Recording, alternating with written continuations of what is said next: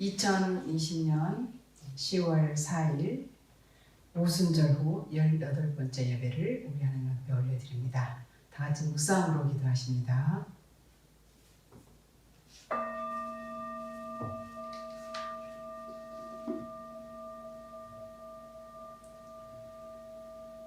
만국의 족속들아 영광과 권능을 여호와께 돌릴지어다.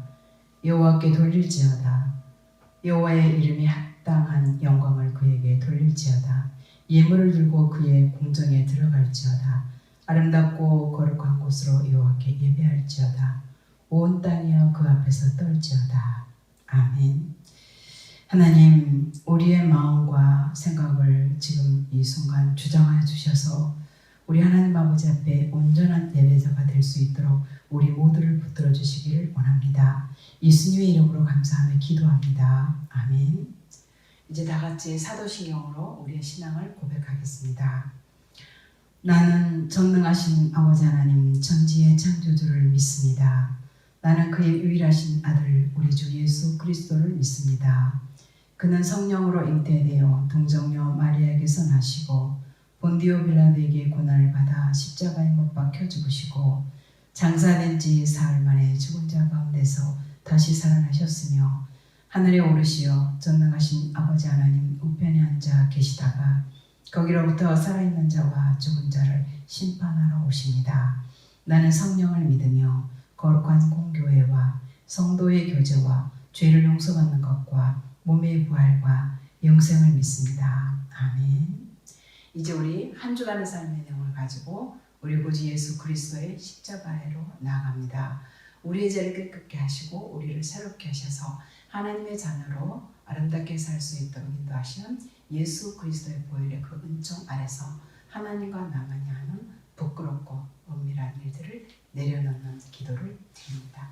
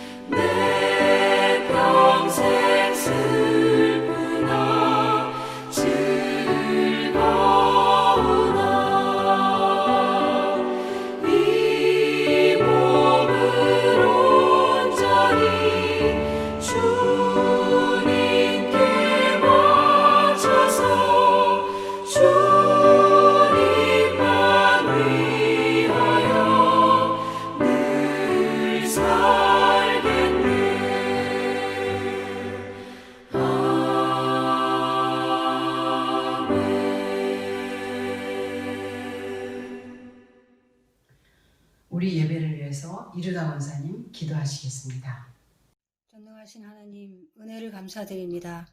추석 명절 연휴 동안 소중한 가족과 소소한 일상을 나누게 하심을 또한 감사드립니다. 하나님 아버지, 아가페 드림교회 공동체가 진리의 말씀을 깨닫고 분별하며 삶에 적용하는 공동체로 진일보하게 하소서. 비대면 예배로 인해 생각과 마음이 흐트러짐 없이 늘 주님 안에 머무는 은총을 베풀어 주옵소서. 우리의 삶을 풍성하게 채워주시는 하나님 아버지, 해외 파송된 선교사님들에게 늘 필요를 채워주시고 건강을 지켜주시고 하는 사역에 기름 부어 주옵소서. 2020년도 몇 개월 남지 않았습니다. 처음 계획했던 우리의 다짐을 끝까지 이루어가게 하시고 소원의 항구로 이끄시는 하나님을 바라보며 신뢰하며 완주하는 한 사람 한 사람 되게 하소서.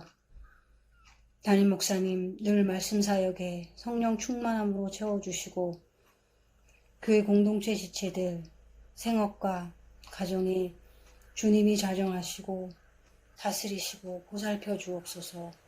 모든 간구 예수님의 이름으로 기도합니다. 아멘. 아멘. 오늘 우리에게 주시는 하나님의 말씀은 사도행전 6장 1절에서 6절까지 말씀입니다. 신약성경 222페이지입니다. 제가 가진 성경으로 사도행전 6장 1절로 6절까지 말씀입니다. 제가 봉독합니다. 주님의 말씀입니다. 아멘. 소요가 그침에 바울은 제자들을 불러 고난 후에 작별하고 떠나 마게도냐로 가니라. 그 지방으로 다녀가며 여러 말로 제자들에게 권하고 헬라에 이르러 거기 석 달 동안 있다가 배 타고 수리아로 가고자 할 그때에 유대인들이 자기를 해하려고 공모함으로 마게도냐를 거쳐 돌아가기로 작정하니 아시아까지 함께 가는 자는 베레아 사람 브로의 아들 소바더와 데살로니가 사람 아리스다고와 세군도와 더베 사람 가이오와 및 디모데와 아시아 사람 두기고와 드로비모라. 그들은 먼저 가서 드로아에서 우리를 기다리더라. 우리는 무교절 후에 빌립보에서 배로 떠나 닷새 만에 드로아에 있는 그들에게 가서 이레를 머무니라. 고난은 하나님의 사역자들은 제목을 가지고 하나님 말씀 함께 나누도록 하겠습니다. 하나님은요, 인간들이 겪는 그 고난, 역경, 어려움, 이거를 인간들의 길을 인도하는 안내자로 삼으십니다. 그런 의미에서 사람들이 겪는 고통이나 고난은 하나님의 사역자라고 볼 수가 있습니다. 바울은 에베소에서 약 한 2년 내지 3년간 정도 제자 사역을 합니다. 우리가 잘 알고 있는 두란노 사역이라고 얘기를 하고 있지요. 그런데 뜻하지 않은 사건으로 그곳을 떠날 수밖에 없게 됩니다. 아데미 상을, 여신상을 만들어서 파는 사람이 바울과 제자들을 억울하게 소요 사건에 말려들게 해서 그렇게 떠날 수밖에 없었습니다. 당시 그 도시가 발칵 뒤집힐 정도로 굉장히 큰 사건이었는데요. 바울이 그들의 신상 제조 판매하는 그런 사업에 막대한 지장을 초래했다. 그래서 엄청난 재정적 손해를 보게 했다. 그리고 아데미 여신을 무시했다라는 게 그들의 이유였습니다. 바울이 거기서 사실 2년 넘게 제자 사역을 했고 강론을 하면서 늘 똑같은 말을 했었어요. 사람이 만든 것은 신이 아니다라고. 그런데 그럴 때는 아무 얘기가 없었는데 유독 그날은 그걸 문제 삼아서 엄청나게 큰 소동이 나게 한 것입니다. 물론 에베소 서기장이 나와서 집시법 위반으로 해산을 명령을 했습니다. 일단락 사건이 된 것 같았지만 그들이 다시 분명히 소송을 걸게 뻔해 보였습니다. 바울은 그런 억울한 사건을 하나님께서 자기한테 보내는 그런 사인으로 받았습니다. 이제 그래서 에베소의 사역을 정리하고 다른 곳으로 하나님께서 부르신다는 것을 깨달은 겁니다. 바울은 그래서 그간 함께 했던 제자들을 불러 모아서 권면을 합니다. 왜냐하면 이제 에베소를 떠나면 다시는 에베소를 오지 못하게 되기 때문에, 이제는 제자들을 다시 만날 수 없기 때문에 그렇습니다. 실제로 바울은 이때 에베소를 떠나가서 다음에 돌아오는 길에 역시 에베소를 들리지 않고 에베소보다 훨씬 밑에 있는 밀레도라는 섬으로 제자들을 불러서 그때 고별 설교를 하게 되는 것을 우리는 성경을 통해서 볼 수가 있습니다. 바울은 마치 엄마 아빠가, 부모가 먼 길을 어쩔 수 없이 떠나면서 어린 자녀들을 두고 가는 그런 안타까운 마음에 어린 자녀들에게 이것저것 지켜야 될 거, 꼭 해야 될 거, 이런 것들을 권면하는 그런 얘기들을 하는 것과 똑같습니다.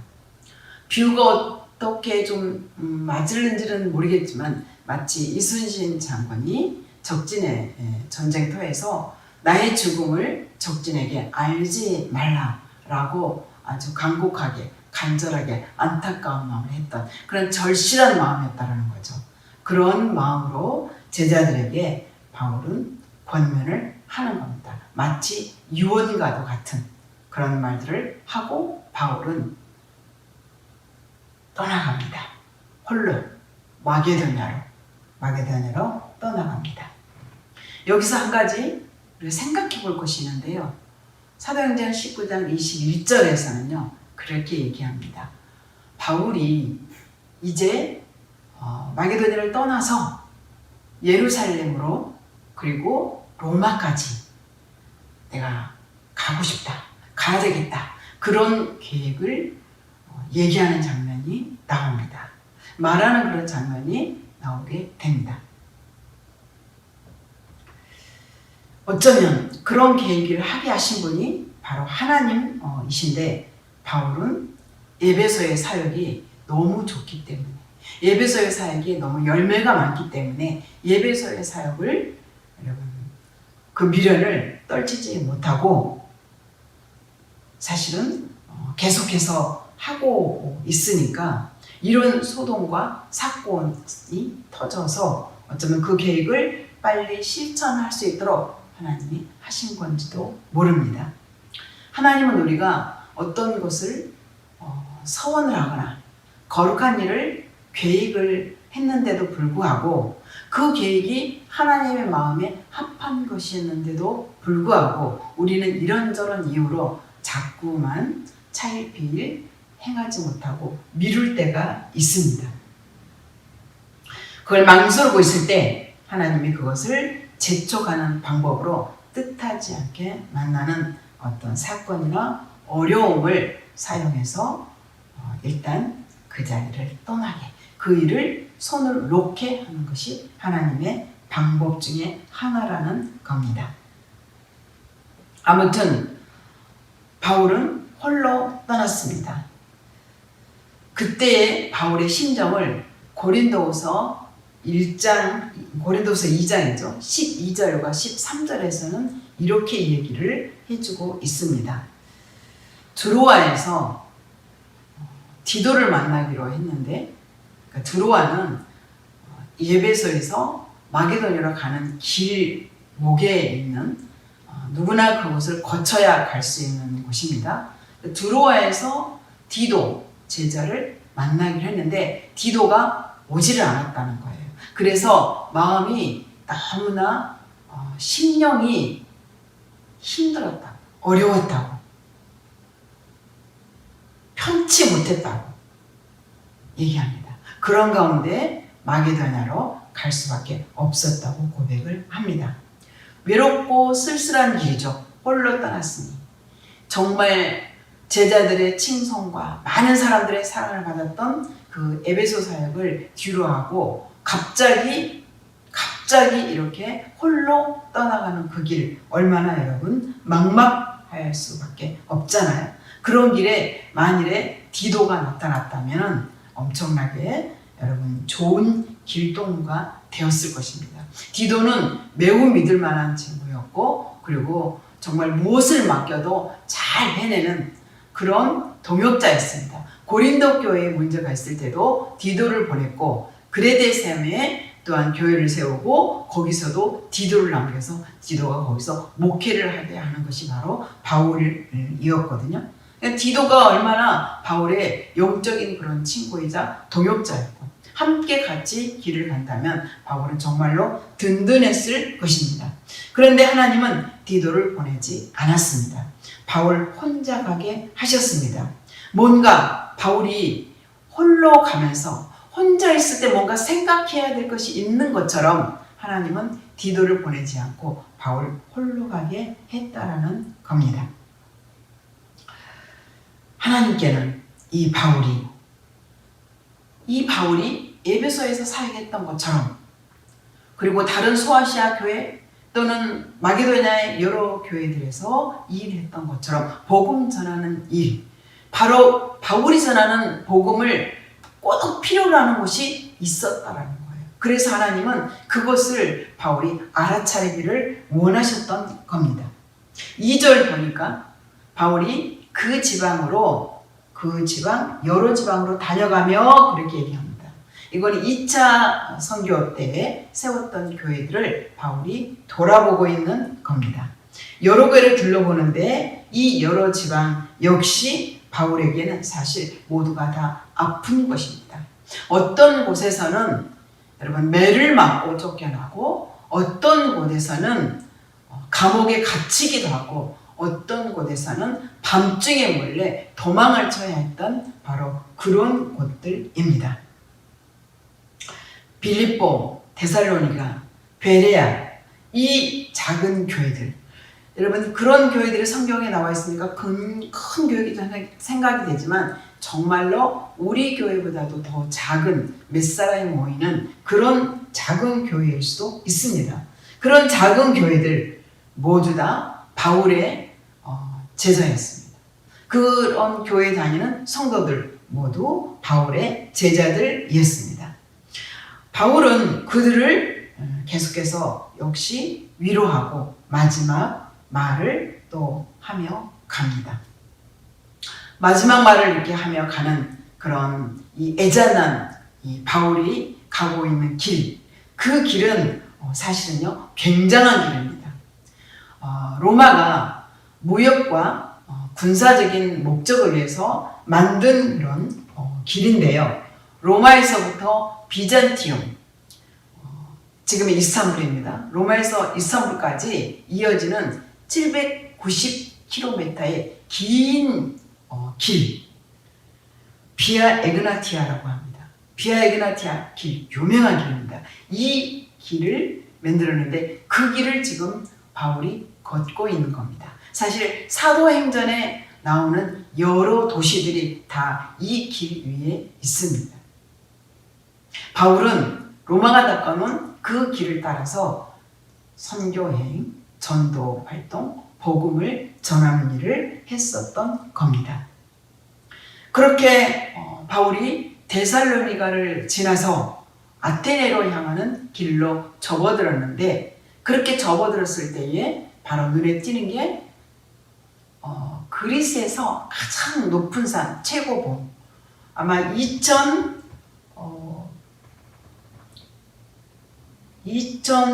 그게 919m? 거의 3000m 정도 되는 그런 산입니다. 올림포스 산을 만나게 됩니다. 올림포스 산.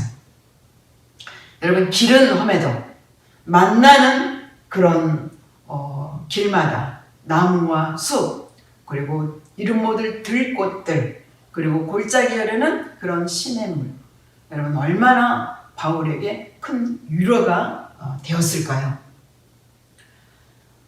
바울은 이때 하나님 지으신 아름다운 산천을 보면서 찬양하며 걸었을 겁니다. 우리가 성지순례를 갔다가 하루 종일 걷고 너무 피곤하고 너무 힘든데 문득 마주치는 샤론의 꽃 한 송이, 그리고 또 갑자기 우리 앞에 나타나는 그런 샘물, 그런 폭포, 그런 바다, 얼마나 여러분 우리 가운데 위로를 주었습니까? 마치 그런 것처럼 바울도 그런 하나님의 위로를 받으면서 그 혼자 걷는 길을 씩씩하게 그렇게 갔을 겁니다. 근데 중요한 것은 하나님은 사람들이 홀로 있는 시간에 말씀을 해오신다는 거예요. 홀로 있을 때 하나님은 꼭 들어야 할 얘기를 들려주신다는 거예요. 어떻게 해요? 우리의 생각을 통해서 하나님이 말씀을 하십니다.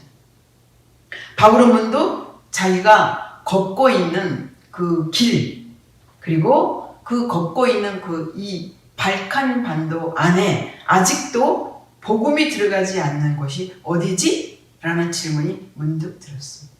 그리고 그것이 하나님의 음성으로 들렸습니다. 그러면서 일루리곤을 떠올립니다. 일루리곤. 그것은 발칸반도의 아주 서쪽입니다. 언제나 바울은 발칸반도의 동쪽에서 일을 했었습니다. 복음을 전했습니다. 근데 서쪽에는 단 한 번도 안 갔었습니다. 남쪽 고린도 쪽까지 갔는데 서쪽은 안 간 겁니다. 일루리곤. 하나님이 그쪽으로 부르심을 바울은 깨달았습니다. 곧잘 바울은 그쪽으로 서쪽으로 갑니다. 일루리곤에 가서 다른 곳에서 사역을 하는 것처럼 그곳에도 열심히 예수 그리스도의 복음을 증거했습니다. 예수님의 사랑을, 예수님의 생명을, 예수님이 가지신 그 구원의 복음을 그들에게도 멋지게 확실하게 증거를 했습니다. 그 얘기를 우리는 어디서 들을 수가 있는가? 오늘 우리가 읽었던 사도행전에는 없지만 그가 썼던 로마서는 사도 바울이 직접 쓴 겁니다, 여러분. 사도 바울이 쓴 거고 사도행전은 누가 쓴 거예요? 그러니까 빠질 수가 있죠. 로마서 15장 19절이죠. 그곳에 내가 일루리곤까지 복음을 편만하게 넓은 지역까지 그렇게 전했다라고 적고 있습니다. 그런 후에야 이제 오늘 우리가 읽었던 헬라 지방으로 오게 됩니다. 에베소에서 출발해서 헬라까지 오는데 1년이 걸린 이유가 바로 그것입니다. 절대로 1년까지 걸릴 거리는 아닌데 거의 1년이 걸려서 여기에 온 겁니다. 하나님이 이렇게 어려움을 통해서 자기가 서야 될 자리, 자기가 떠나야 할 그런 시기를 알려주십니다. 여러분, 우리 모두도 자기의 삶의 자리가 있습니다. 자기의 사역의 자리가 있습니다. 우리가 알 수 없는, 우리가 이해할 수 없는 그런 고난이 계속이 된다면, 억울한 사건이 자꾸 터진다면, 자꾸 누군가 공동체에서 또는 여러 관계에서 갈등이 자꾸 생긴다면 한 번쯤 자기의 자리를 주님의 말씀으로 그리고 주님의 뜻에 비추어서 우리가 숙고해 봐야 될 일인 겁니다. 하나님은 또요, 그렇게 고난을 통해서 자기의 설 자리와 자기의 떠날 시기를 알려주었을 뿐만 아니라 하나님은 고난이 우리의 아픔이나 어둠을 치료하는 빛이 되게 하신다는 겁니다. 고난이 빛이 되게 하신다. 치료하는 빛. 여러분, 고난은 왜요? 하나님의 사역자니까요. 하나님의 그 빛은 때로는 상황이 반전되게 하는 것도 있고요. 엄청난 물질이 주어지기도 하고요. 또 인류사에 빛나는 아주 공로가 되기도 합니다. 그러나 그런 경우는 굉장히 드물죠. 대개 하나님은 그런 일보다는 그 빛이 뭐냐면 사람으로 옵니다. 사람을 통해서 온다라고 볼 수가 있습니다. 빛의 사명을 가진 사람이 때로는 내 앞에 나타날 때 나보다 더 연수한 자, 어린 자가 될 수도 있고 나보다 더 연약한 자일 수도 있습니다. 전혀 뜻밖의 사람이 우리들의 삶의 한 모퉁이, 길 모퉁이에서 갑자기 나타나서 우리를 도움을 주고 우리에게 또 나를 공감해 주기도 하고 또 나를 믿어주기도 하고 나의 신실한 동역자가 되기도 한다는 겁니다. 바울이 고린도에 3개월간 있다가 예루살렘으로 가기 위해서 배를 타야 하는데 바울을 해치려는 암살단이 떴다라는 정보를 듣습니다. 그뿐만 아니라 사도 바울에게는 고린도 쪽에서 거둬주었던 교회들이 거액의 헌금을 예루살렘 교회에 갖다 줘야 되는데 바울이 갖고 있는 거액의 헌금을 노린 강도떼가 또한 움직였다는 얘기를 듣습니다. 그래서 바울은 육로보다 배가 더 빠르거든요. 빠른 배를 포기하고 육로로 가기로 결정을 합니다. 암살단, 바울을 죽이려는 암살단, 강도떼, 바울에게는 엄청난 스트레스였습니다. 고통이었습니다. 고난이었습니다. 왜 그러게요? 바울은 정말로 6월절을 예루살렘에 가서 지내고 싶었거든요. 그런데 배를 타면 그런 것이 가능한데 육로로 가면 그렇게 가지 못합니다. 훨씬 느리기 때문에 그렇습니다. 6월절을 예루살렘에서 보낼 수 없다. 바울에게는 엄청난 스트레스가 되는 것이죠. 바울은 그러나 바로 결단하고 함께 헌금을 운반하려고 했던 7명을 먼저 드로아로 보냅니다. 육로를 통해서 아마도 헌금을 다 나누어서 가지고 갔을 겁니다. 우리가 선교지를 갈 때도 선교 헌금을 한꺼번에 한 사람한테 맡기지 않습니다. 여러 명이 나누어서 이렇게 가지고 갑니다. 혹시 한 사람이 어떤 사고가 있어도 남은 것은 지킬 수 있기 때문에 그렇습니다. 그들을 먼저 여러분 드로아로 보냅니다. 그게 20장 우리가 읽었던 4절, 5절에 있는 그런 내용들입니다. 그리고 바울은 또다시 혼자가 됩니다. 그게 굉장히 중요합니다. 포인트입니다. 핵심입니다. 다시 혼자가 됐다는 것.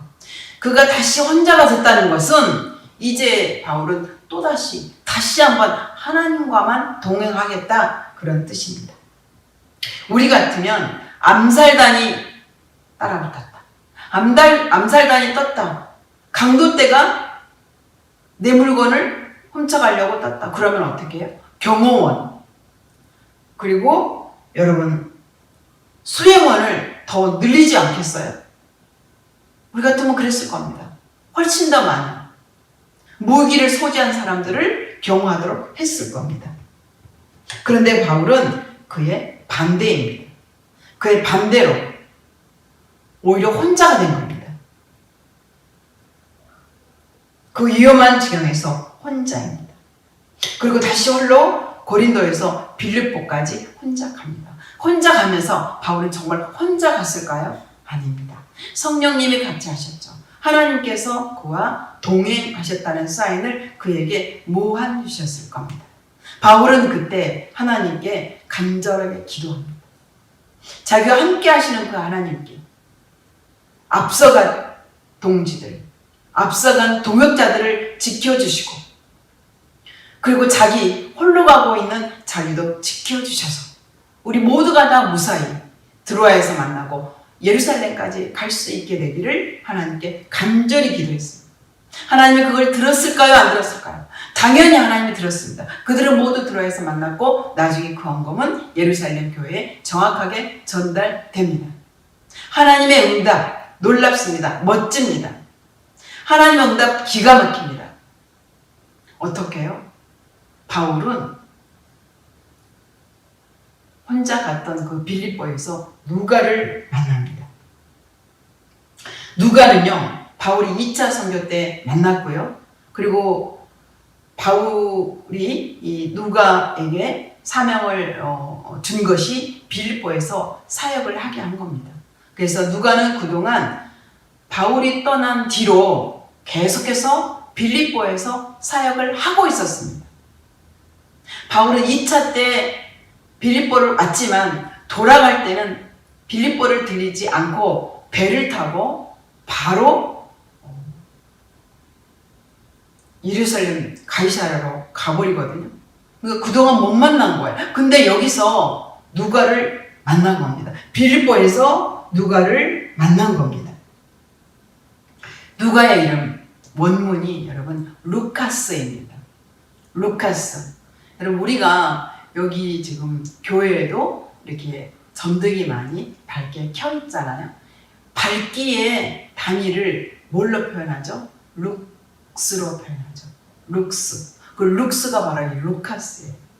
그러니까 누가는 그 이름 그대로 바울에게 그냥 비친 겁니다. 사람이 빛이라고 말씀드렸잖아요. 바울에게 누가는 그대로 빛이 되었습니다. 그리고 그들은 거기서 일주일을 더 지내고 함께 지내고 무교절을 이렇게 보내게 됩니다. 함께. 6월절, 무교절 같이 보냈다는 뜻입니다. 6월절과 무교절은 이렇게 같이 붙어 있습니다. 누가는 바울에게 엄청난 위로가 되었던 겁니다. 동역자 그 이상으로 위로가 되었습니다. 왜냐하면 여러분 누가는 직업이 의사입니다. 그동안 바울이 선교여행하면서 얼마나 몸이 쇠약해졌어요.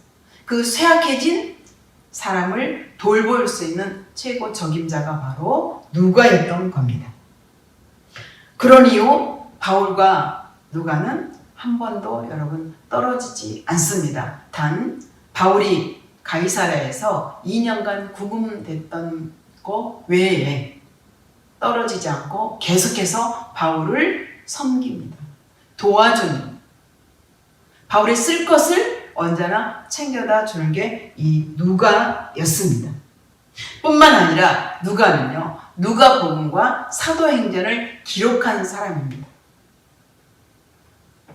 2차 선교 후에 지금까지 모든 일들, 그리고 바울이 로마에 가서 사역했던 그런 일들을 어쩌면 이 누가가 보지 않았더라면 우리는 알지 못하고 그냥 지나갈 수도 있을지도 모릅니다.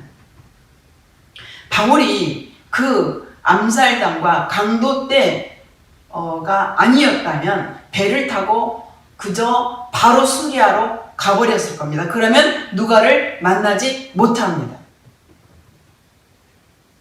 암살당과 강도 때 이거는 하나님께서 바울을 위해서 준비하신 히든 카드였습니다. 놀랍지 않나요? 그를 위한 히든 카드. 뭘 통해서 와요? 고난을 통해서 왔다라는 거예요. 어려움을 통해서 왔다라는 거예요. 위기를 통해서 왔다라는 거예요. 엄청난 생명을 위협받는 상황 가운데서 히든 카드가 발동이 된 겁니다. 우리 삶에도 이런 일은 여러분 똑같이 적용이 됩니다.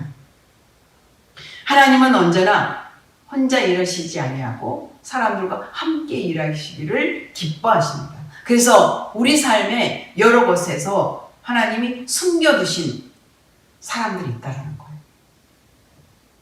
그것을 알고 그 사람을 만나면 여러분 복 있는 사람입니다. 그런데 그걸 알고 깨닫고 내가 그런 사람이 누군가한테 되어준다면 그것은 더 복 있는 사람입니다. 우리 모두는 서로에게 여러분 빛이 되어줘야 합니다. 우리 모두는 서로에게 히든 카드가 되어줘야 합니다. 그것이 고난을 동역자로 삼으신 하나님의 뜻입니다. 어려운 시기는 하나님께서 바로 하나님의 뜻을 이루어가주는 그런 시기입니다. 고난이나 고통이나 아픔은 하나님의 동역자, 하나님의 사역자라는 사실을 여러분 잊지 마시기를 바랍니다. 여러분, 가장 힘들고 어려운 때를 지나면서 하나님이 숨겨놓으신 그 그 히든카드를 만나는 그런 축복. 여러분 자신이 누군가의 히든카드가 되어주는 그런 놀라운 은총을 누리는 저와 여러분 되기를 주의 이름으로 축복합니다. 기도하겠습니다. 하나님 감사합니다. 우리 모두에게 오늘 사도행전 20장 1절에서 6절까지 말씀을 가지고 하나님이 고난을 우리에게 어떻게 사용하는지를 배우게 하셨습니다. 고난은 하나님의 사역자로 동역자로 하나님께서 사용하시고 우리들의 길 안내자가 되게 하나님께서 하셨습니다. 우리들이 떠나야 할 시기 그리고 우리들이 가야 될 방향을 그 고난을 통해서 알게 해 주셨습니다. 우리들이 아픔, 상처, 어둠 이 모든 것들을 치료하는 빛이 되도록 고난을 또한 사용해 주셨습니다. 고난은 하나님의 사역자 이것을 잊지 않고 하나님 우리도 하나님께서 사용하시는 하나님께서 쓰시는 그런 히든카드 그런 하나님 사역자의 역할 숨겨놓으신 그런 사람 되게 하시고 또 그런 사람 만날 수 있도록 하나님 은총을 부어주시기를 간절히 소망합니다. 우리 아가페들에게 모든 교우들이 다 함께 그런 은총 가운데 하나님 사랑을 받을 걸 믿고 감사드릴 때에 우리 구주 예수 그리스도의 이름으로 감사하며 기도합니다. 아멘. 이제 다 같이 결단의 사냥 455장 주님의 마음을 본받는 자 455장 같이 드립니다.